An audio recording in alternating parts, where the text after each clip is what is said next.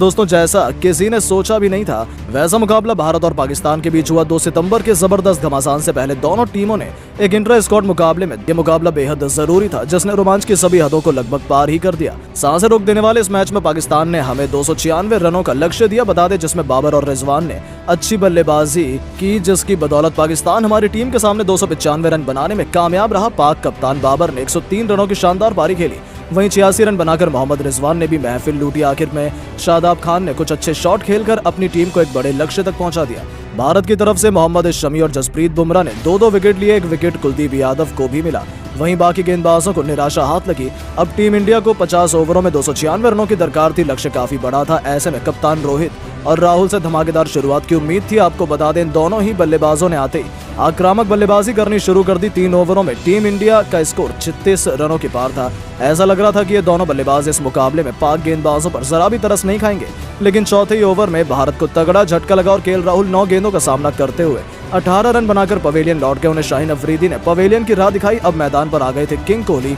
कप्तान रोहित के साथ मिलकर उन्होंने तेजी से भारत को लक्ष्य की तरफ बढ़ाना शुरू किया, पर दोस्तों स्पिनरों की आगे दोनों ही बल्लेबाज जूझते नजर आए। शादाब खान ने विराट कोहली को बांधे रखा था, लेकिन तूफान को कोई कब तक रोक सकता है। कोहली ने शादाब खान के ओवर में 2 छक्के और 1 चौका लगाते हुए ये बताया कि आखिरकार किंग कौन है।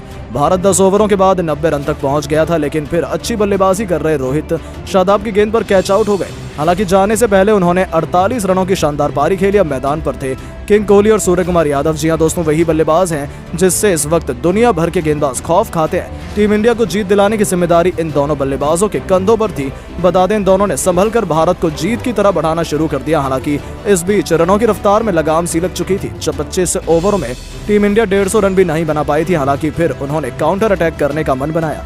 इन दोनों के बीच देखते ही देखते 100 रनों की पार्टनरशिप हो चुकी थी। सूर्य कुमार यादव ने 58 गेंद पर अर्धशतक ठोक दिया था। विराट भी अर्धशतक बनाकर खेल रहे थे। इन दोनों की आतिशी बल्लेबाजी के दम पर टीम इंडिया ने मुकाबले को अंत तक पहुंचा दिया। आखिरी 6 ओवर में भारत को जीत के लिए 58 रनों की जरूरत थी। जीत काफी मुश्किल लग रही थी, क्योंकि हर ओवर में लगभग 10 रन बनाने थे। ऐसे में इन दोनों ही बल्लेबाजों को करिश्माई बल्लेबाजी करनी थी। पारी के 46वें ओवर में गेंदबाजी करने आए थे नसीम शाह, और उनको आड़े हाथों लेते हुए सूर्य कुमार यादव ने 1 नहीं 2 नहीं बल्कि कुल 3 छक्के लगा दिए। जी हां, सूर्या ने नसीम शाह के इस ओवर में 3 छक्के जड़कर कुल 19 रन बटोरे। यहाँ से प्रशंसकों को ये लगने लगा था कि हाँ, अब इस मुकाबले में टीम इंडिया जीत सकती है। सूर्या ऐसी बल्लेबाजी कर रहे थे जैसा किसी ने सोचा तक नहीं था। हालांकि फिर हरीश रौफ ने दम पर पाकिस्तान ने भी वापसी करी और 47वें ओवर में टीम इंडिया केवल 5 रन बना पाई थी।